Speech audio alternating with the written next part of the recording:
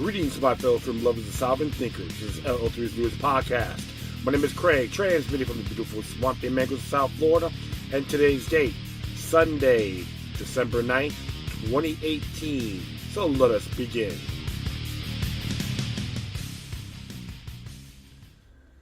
Woo! Good day, folks. Thanks for tuning in.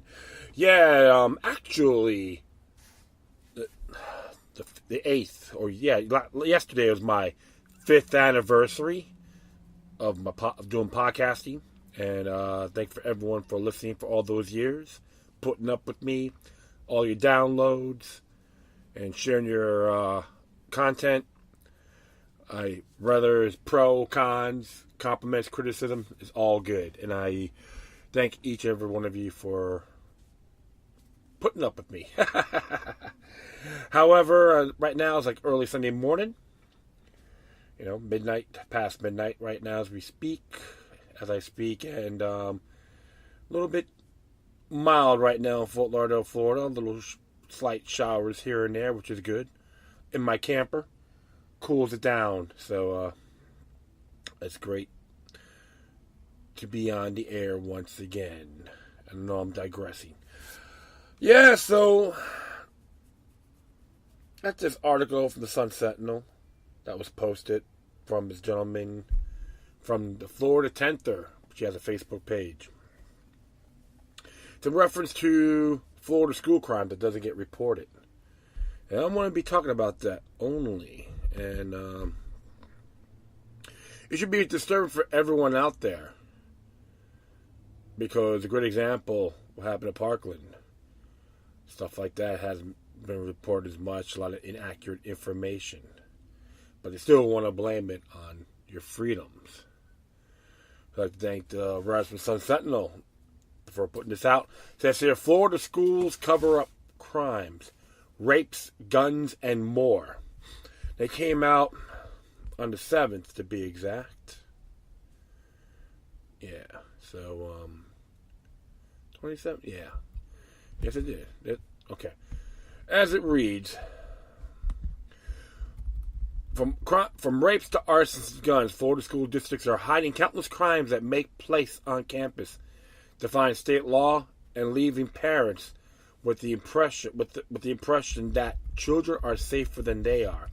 Many serious offenses and even minor ones are never reported to the state as required. As the investigation by the Sun Sentinel found, a staggering number of school reports, no incidents at all, no bullying, no trespassing, nothing.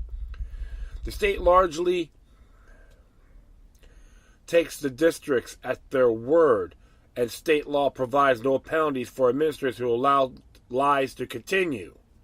Several districts pledged to change their ways only when confronted by journalists. So, if students lie to them, it's discipline. If it's the other way around, it's exceptional. How astute is that, right?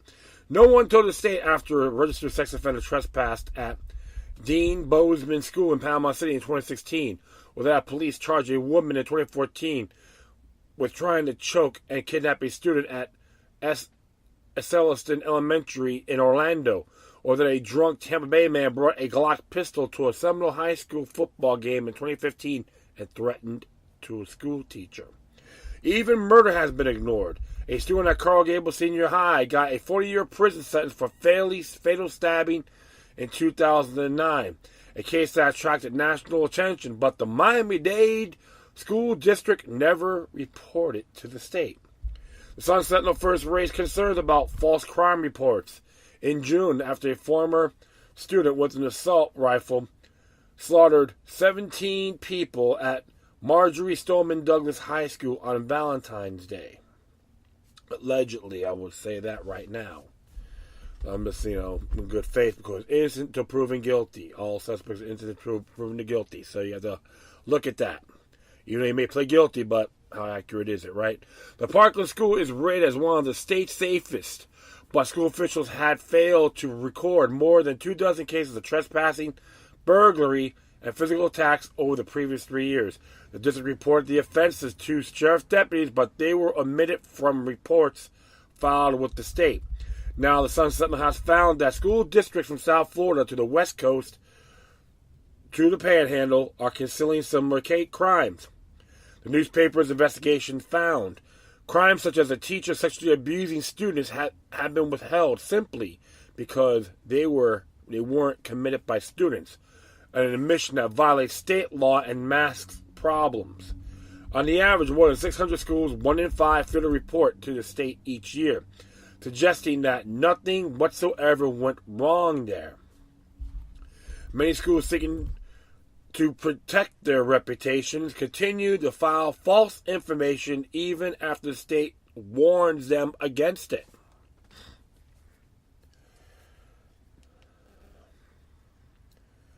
Intriguing indeed. Sorry about that. Woo! And it's interesting because there's a thing here about what's being reported at your child's school. And you can search to any school in the state of Florida, and it'll tell you all about it.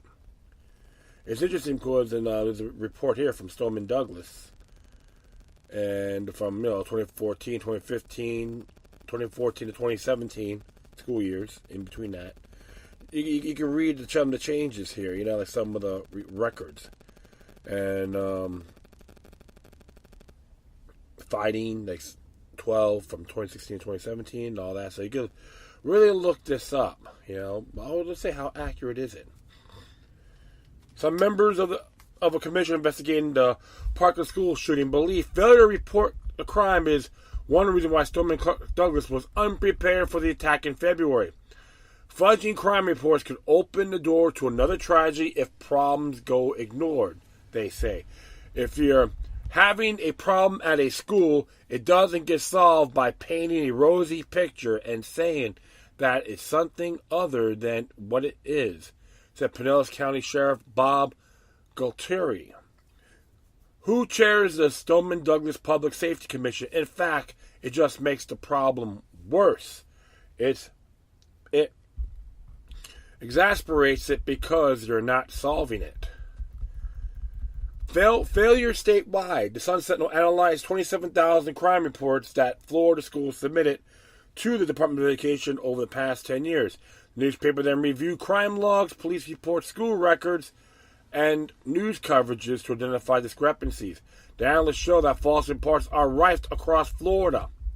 Addison Meisner Elementary in Boca Raton sent no reports to the state for 2015 and 2016 or 2017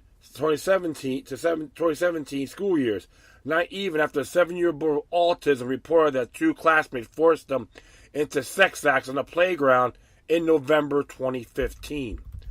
Police and child welfare officials investigated, and the school district paid $185,000 to settle the lawsuit from the boy's family, who claimed the district had failed to properly supervise the students.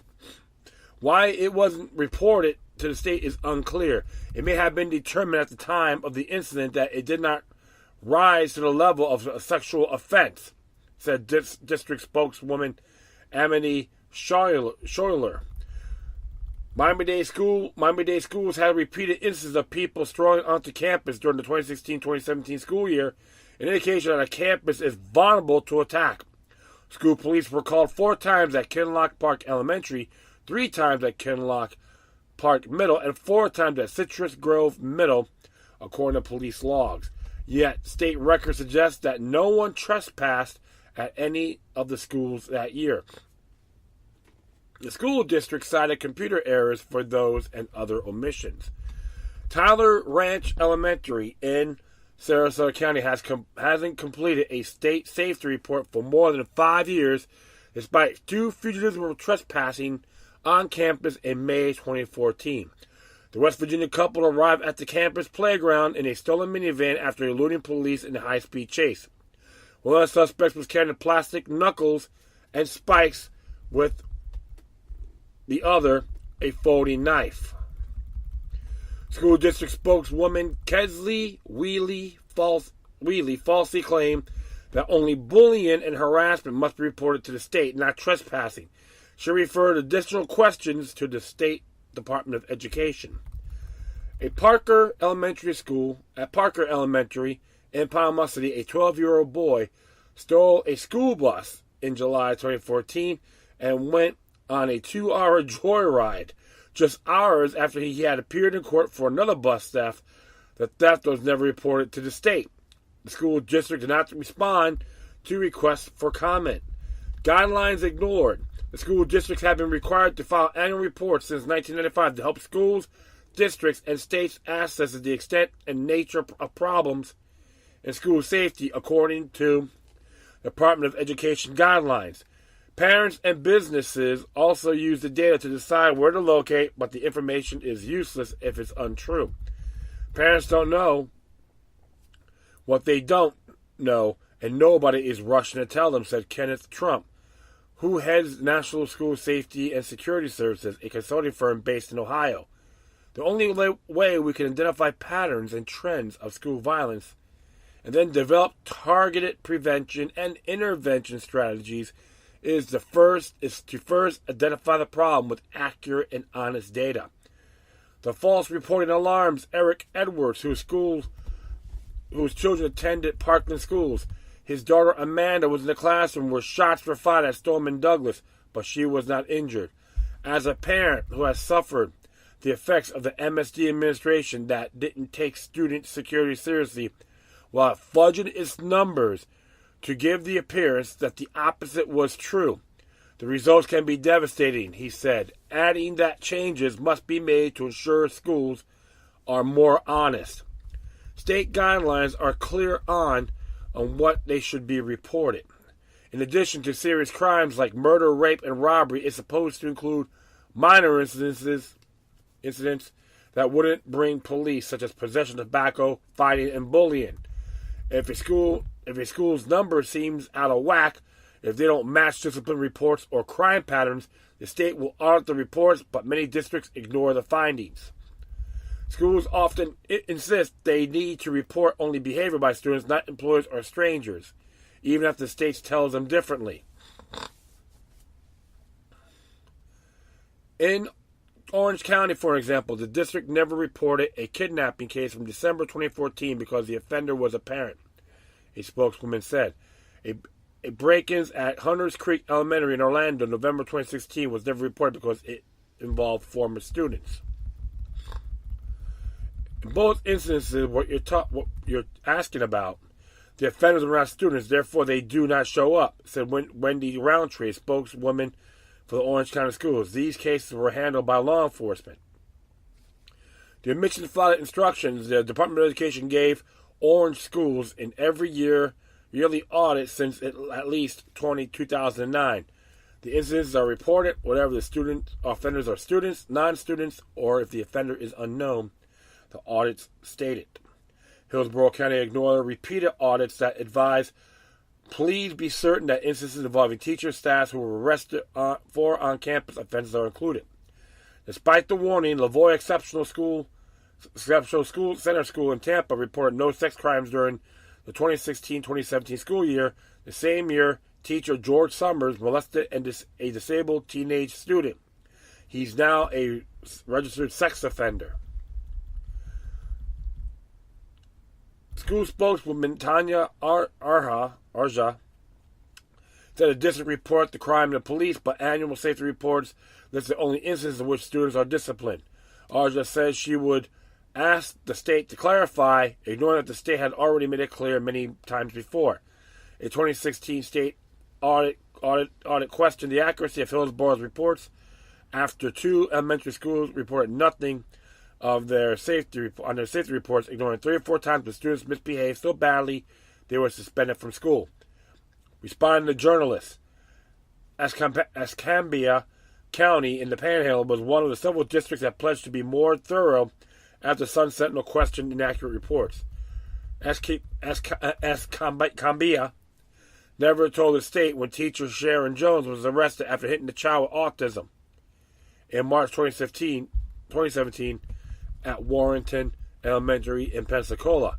In the light of your inquiry, it is clear that we need to revise our practices, and we'll do so immediately, said Carrie Holland, a administrative specialist in the district. Pinellas County admitted it made the same error when it failed to document a gun brought to a high school football game in Seminole out in 4 instances of trespassing at Dixie Highlands High.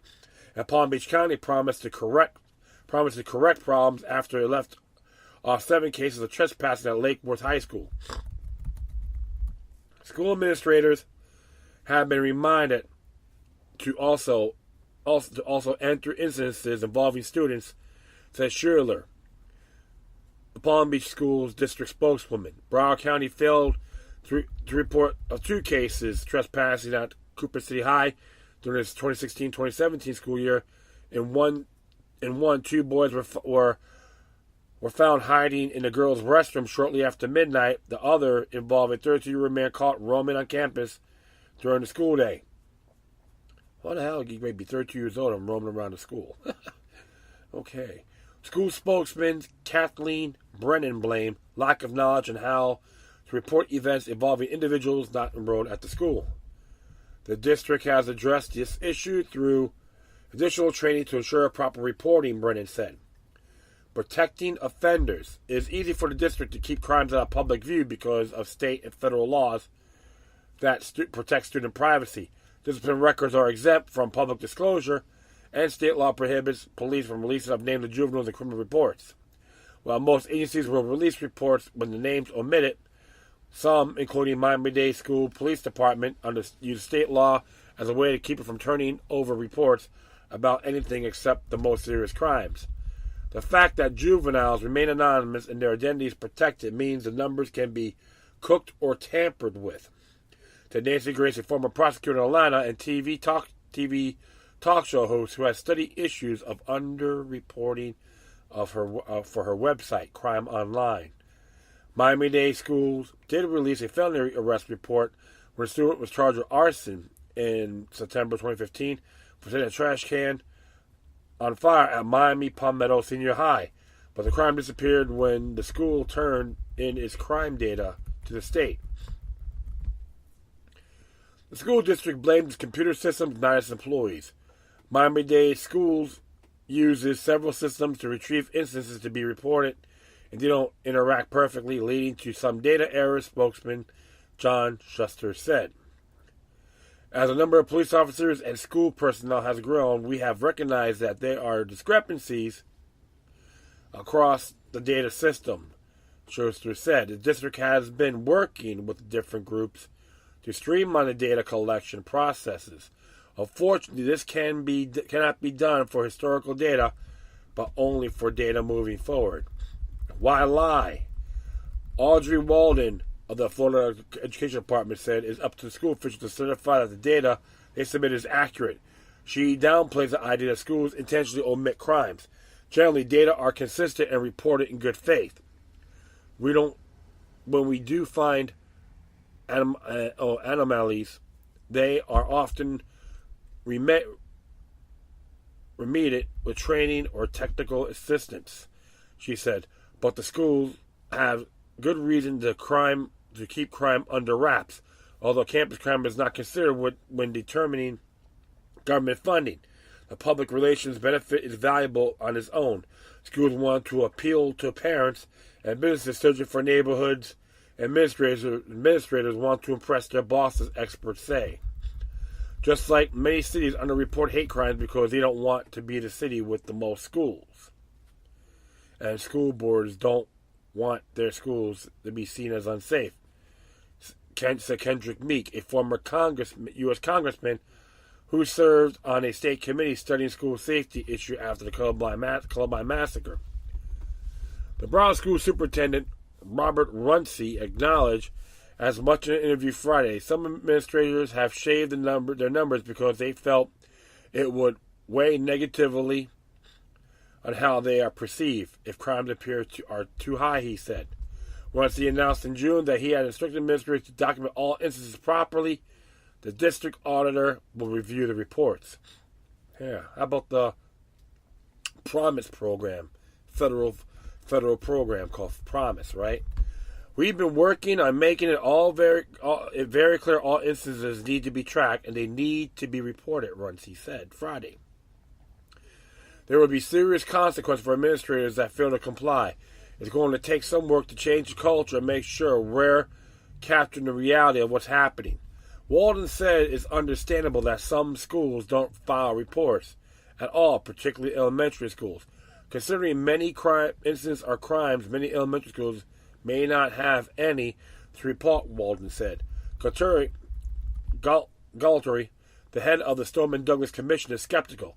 It's difficult to believe a school of any size in the state doesn't have reportable instances every year, he said. Galtary's commission is preparing a report this month that will recommend ways to prevent tragedies like Stoneman Douglas from happening again.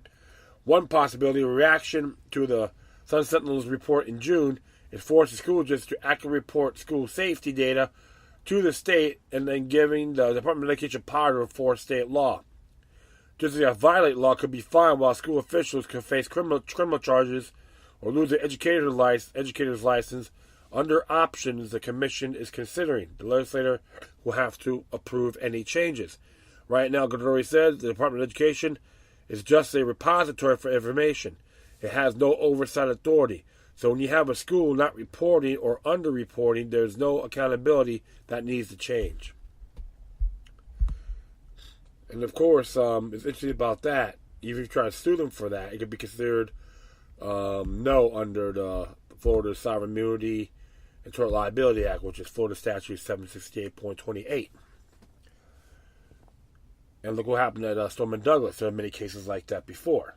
Even if you took my past episodes, I've addressed a lot of these areas.